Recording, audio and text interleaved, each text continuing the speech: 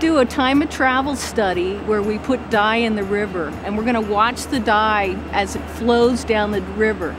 This will tell us information about how quickly the dye moves, how it disperses and mixes with the water body. And this gives us some very valuable information in regards to how pollution moves through the river. And it allows us to build what we call models to predict the behavior of pollutants in the stream. We're going to watch the dye move down, and then we're going to collect samples of the dye and measure the concentration. And that will tell us how quickly that plume or the dye moves through that section of the river.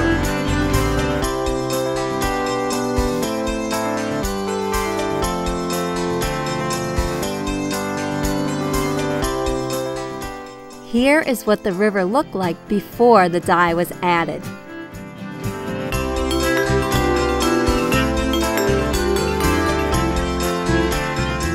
James put the dye in the river at 9 a.m.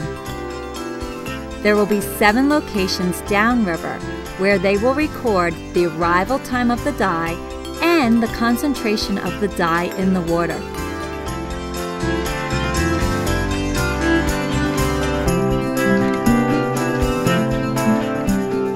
Andy, Elaine, and Brian set up the first monitoring location about 3 miles down from where the dye was put in the river.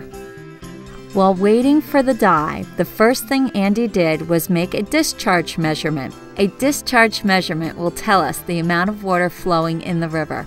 To do this, he uses a flow tracker. The flow tracker uses the speed of the water and the depth of the water at many points across the river. Along with the width of the river, the flow tracker is then able to calculate the amount of water flowing in the river.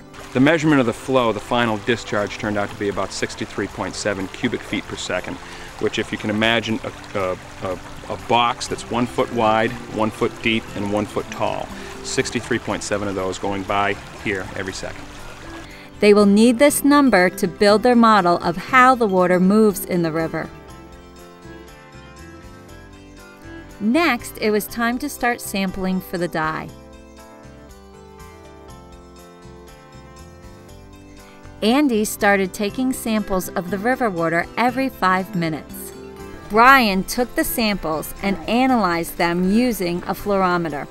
The fluorometer can compute the concentration of dye in the water. You can't see it, but this instrument can. Andy and Elaine were in and out of the river a lot that day. They took over 21 samples. As more and more dye passed, the river turned redder and redder.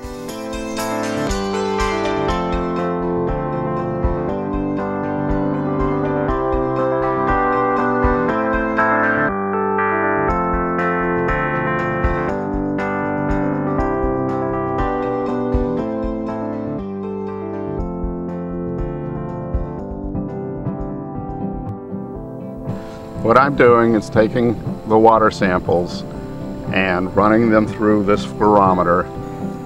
First I have to rinse it out 3 times to get rid of any prior dye that might be in there. Clean off the little cuvette, dry it up a little bit so we don't get water in the electronics.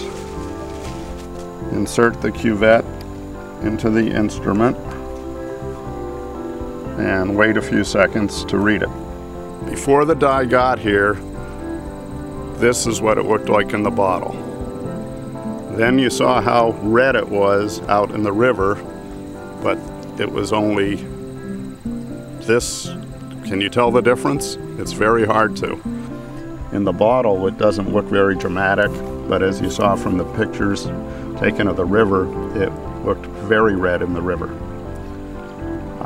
And we will continue to keep sampling until we get a concentration that is only about 10% of the value that was read here. And at that point, the river will pretty much look like this again.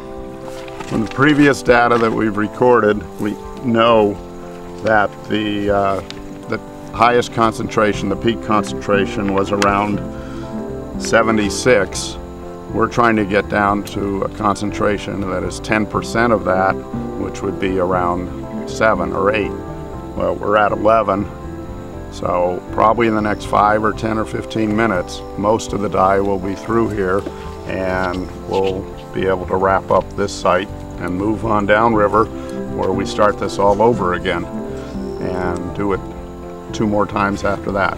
Our barometer is indicating that we are way below 10% of the peak concentration.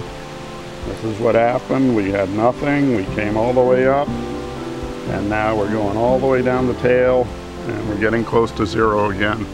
But even though we can't see anything in the river, our barometer is still indicating that there is still dye out there, slowly coming by, and probably will be for another hour or so.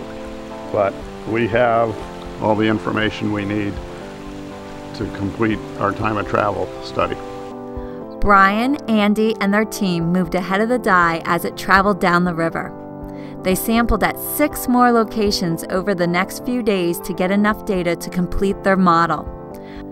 Thanks to this work, we will learn more about water and pollution movement in the Blackstone River.